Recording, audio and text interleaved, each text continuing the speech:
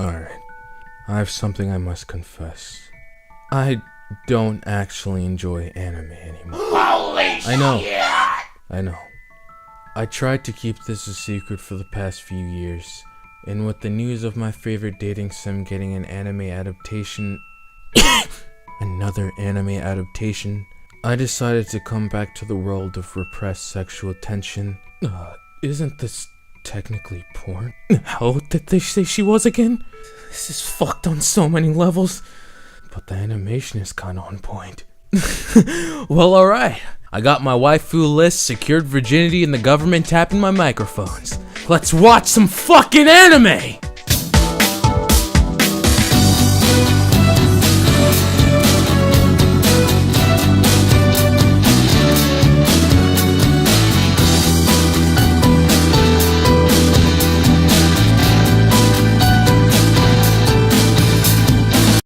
One of the first things I heard about the P5 anime was how funky the animation is. And you know what? People are right. The quality can be some straight ass sometimes. Then I realized we're talking about anime. And the last thing I remember boasting about to my fellow chums in art class was the artistic value and alluring nature placed into each single frame of a titty bounce. And I really tried thinking about this. Has anybody really complimented an anime on its consistent animation quality? Unless it's a movie, Blu-ray release, or one of those rare projects that show up once in a blue moon. The animation really is just fine. The plot, fine. Structure, fine. Fan service, boy. It's just on par with any standard anime you'd find today. Which is exactly where P5 the animation fails to remember what it represents.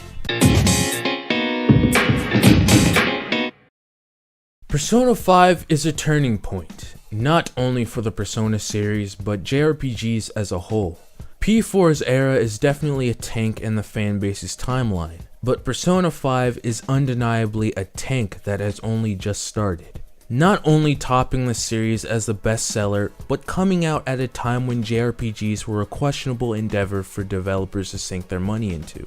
We even saw the grandfather of JRPGs decide to take a safer path with its newest release at the time, rather than the genre they helped to build. Persona 5 pushed the envelope. One look at this game's style and you'll see the contrast between it and other modern JRPGs. Keep in mind P5 was originally set to be a PS3 game. People who once would not even touch JRPGs heard about this game's impact and started playing it. Non-JRPG fans can tell you how much word about this game spread since its release. P5 won RPG of 2017, even got nominated for Game of the Year. It set straight the thought that JRPGs have no market in a action RPG world, bringing not only eyes to Persona, but JRPGs to the public eye again, something Persona 3 did on a smaller scale just 12 years ago. P5 is a critical moment for Persona history, and that's something we can't ignore. With newly found popularity brings new people to ignore P1 and brings new people to the fandom. You can find these people by pressing Ctrl F on your keyboard and typing in the word pancakes. There will always be those few people who heard about the game but are still very skeptical if they want to play it, and opt to watch the anime instead. Yes, those people exist. I've come across some in the comments section of Persona 4 The Golden Animation, an anime that doesn't make sense unless you play the game or watch an entirely different anime. Tangent aside, Persona 5 is a game that re-sparked a genre being adapted into a just average anime that blends in with everything that comes out each season. Something about that just doesn't feel right. For the next section, I'm going to focus on the first 4 episodes of P5 the animation, / until May 1st in the game, so spoilers ahead for that. With any game adaptation, cuts will be present to make a 100-hour journey into 20-minute parts. In the game, you see Kamoshida's reign over the school, and clear superiority complex that the staff and students applied to him. Kamoshida roams the halls, towering over everyone, shooting insults into the player on mere sight. The students reloading rumors of the protagonist being a criminal, delinquent, a killer, right to your face as you pass, going on with your gameplay. His palace is filled with memorabilia of himself, chambers to inflict pain onto anybody under him. I mean, the man even has statues of asses all over his castle. The entrance to this throne is by going into a lady's legs, man. This guy is a fiend! But something brushed over it in the anime is Kamoshida not only had the students around his belt, but the parents and teachers as well. No student could go to anybody about the abuse they received and be taken seriously. He was the king, and he knew it. A question for people who only watch the anime. What main character was subject to Kamoshida's abuse multiple times? I assume the popular answer would be Shiho, but it was both Shiho and Mishima. Kamoshida would beat and abuse Mishima, and when he was done with him, he turned his sight over to Shiho, or even raffled it off when he quote-unquote got bored. His power over everyone was so strong that he could even hurt kids in the public eye, because who could they run to and tell anyway? Remember the records about Ryuji and Ren that resulted in the confrontation and damage to Ryuji's leg that Mishima himself leaked? He did all of that from fear of being a victim again. After Kamoshida is taken down, he starts the fan site as a means to repay the Phantom Thieves for taking down his oppressor, his tormentor, the literal scumbag parading the school, the man who drove his teammate to take their own life, rendering him an accomplice in the process.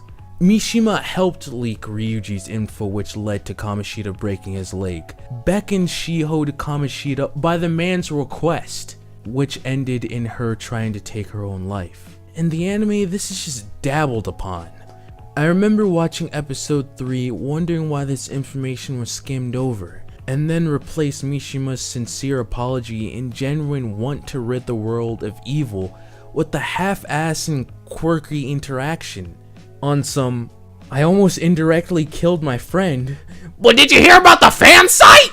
The anime just felt like it was hitting story beat after story beat with no real time to digest the information, jamming all types of content into one episode to maximize the info in the game, which I guess is something to be expected from a video game adaptation. Unless... Is this another fan about to suck P4's dick? You know it, bitch.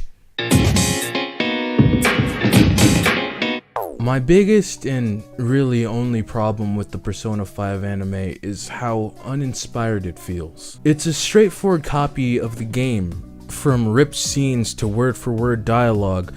What I admire about the P4 anime is the fact that they built on established details from the game and made entirely new scenes for the anime.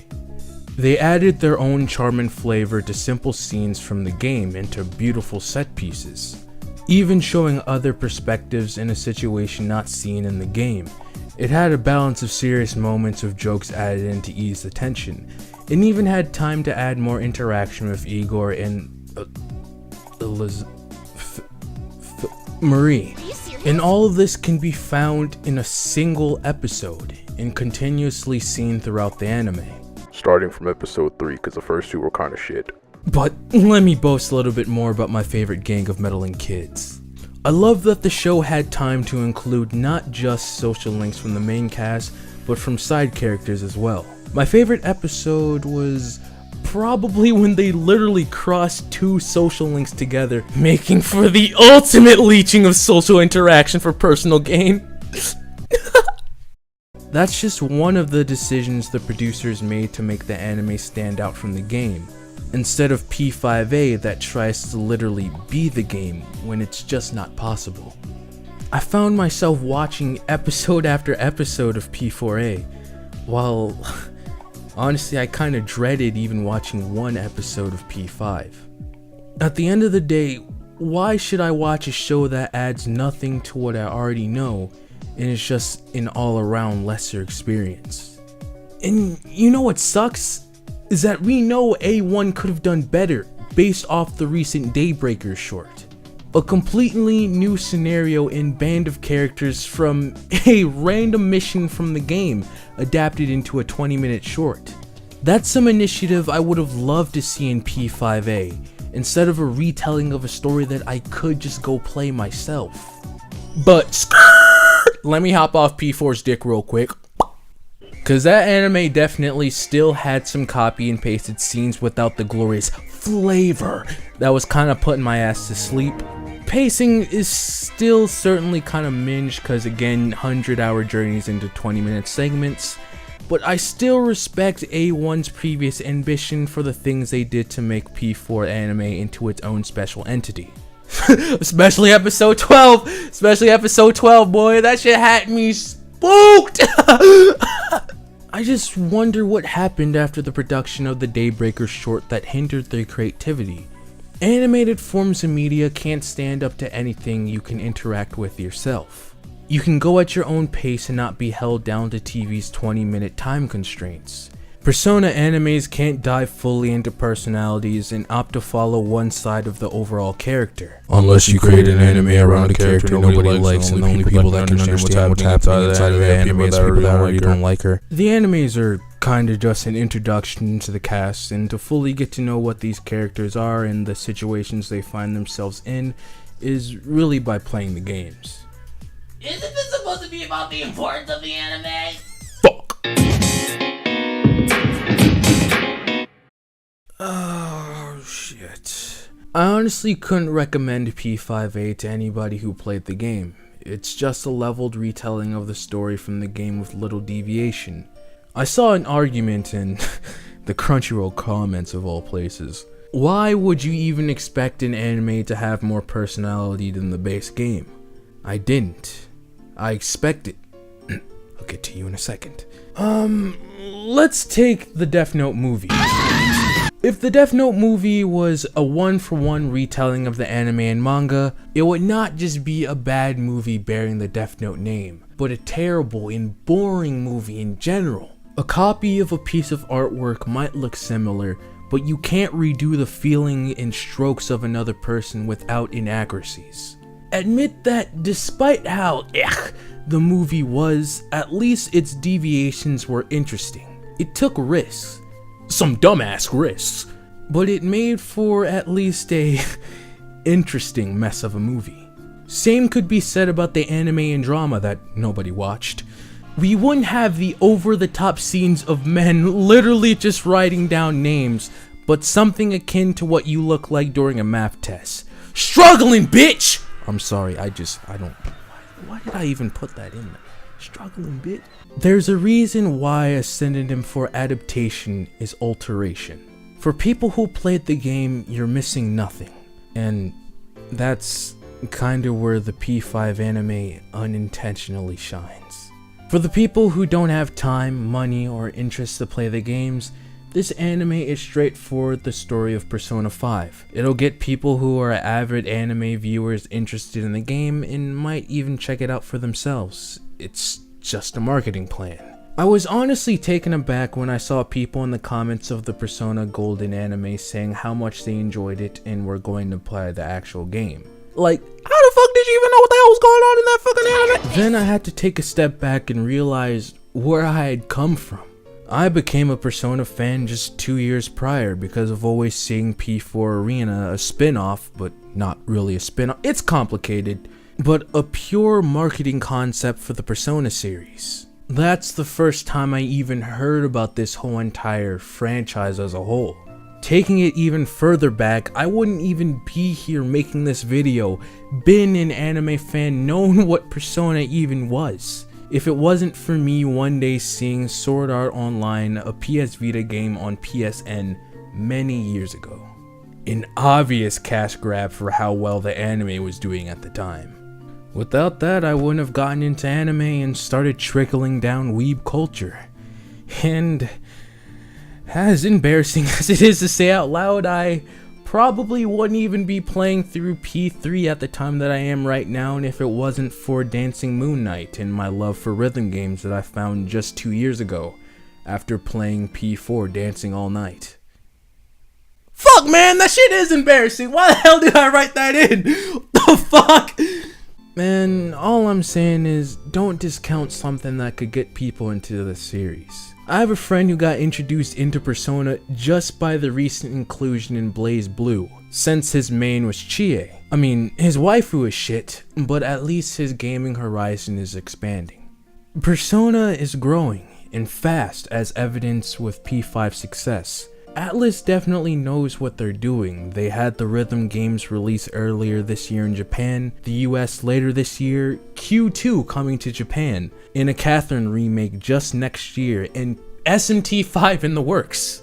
Man, all I'm saying is Atlus is on the rise, and all their moves are to expand to different crowds to bring people to their amazing creations. And I'm honestly a little bit giddy to see this developer become a bigwig and possibly even rival the likes of Final Fantasy one day. Who knows? It may be possible. Yo, Future Kid here. The purpose of this video was really meant for two types of people. Fans of Persona 5 that felt the anime was a complete waste of everybody's time. I wanted to take a different approach and talk about the people who didn't even get to play the game at all, but watched the anime. Also, people who watched the anime, liked it, but feel like playing the game has no value since they've already gotten the story. If you still think that way, you can watch a video that I made that is pinned on the top right. Keep in mind that video also has spoilers in it as well. But I'd also like to thank the P5 Reddit for low-key giving me some confidence to finish this video. I sadly didn't get to use any of the information posted since I already had the audio recorded when I decided to write my post. But some people have some opposing sides to what they think about the anime. Lots of things that I missed out in this video, so join the discussion either in the comments or I'll leave the post inside of the description. I also have other P5 videos that I made, so check those out too if you want. Hey, sorry, I'm kind of plugging a lot of stuff. This is possibly my last video that I'm going to be making on YouTube, so I'm just trying to cover all my bases. Alright, back to the video. I still feel like next time around A1 should go for a more friendlier production plan like they did with P4A. So not only newcomers can enjoy the anime, but people who love the game as well. Like I said before in the intro, I don't even like anime anymore. But watching the P4 anime made me feel like how I was in the prime of my anime addiction. Just watching episode after episode. It felt like a fan extension to the game with the attention to detail they had. Like, they even had a whole subplot about how the protagonist just disappears for hours on end, hanging out with the most randomest of people. That's some fan comic shit right there. It did seem like the P5 anime wanted to do something like that in the beginning. I personally love the Ren / Akechi Death Note type shit they had going on. But it was kind of short-lived and was really diluted with the same old. By the way, this script is being written up after the release of episode 18. Anything after that probably won't change my thoughts on the anime and come in after halfway through its run, that it's kind of just too late. But here's to the new fans of Persona. Welcome to the fandom. SMT and Persona are two different series. Persona is one segment of SMT. It's a whole network. Look that bitch up. Never discuss your waifus out in public. It's just an opinion, and your opinion is wrong. Fact. Please try the other games in the series after playing P5. I know they look old, but I'm currently playing through P1 and P3 right now, and I'm really enjoying the roots of Persona. I really hope you enjoy these wild-ass titles, man. And here's to the future of Persona. Thank you. まずは ABC から裁判量のように紐解く XYZ 間違いだらけの世界に Feel me baby 間違いないマイ気持ち回る世界損気探し物キー君だったみたいですからそれならばの Be your number one ストーリー Shine so bright like Brian Cole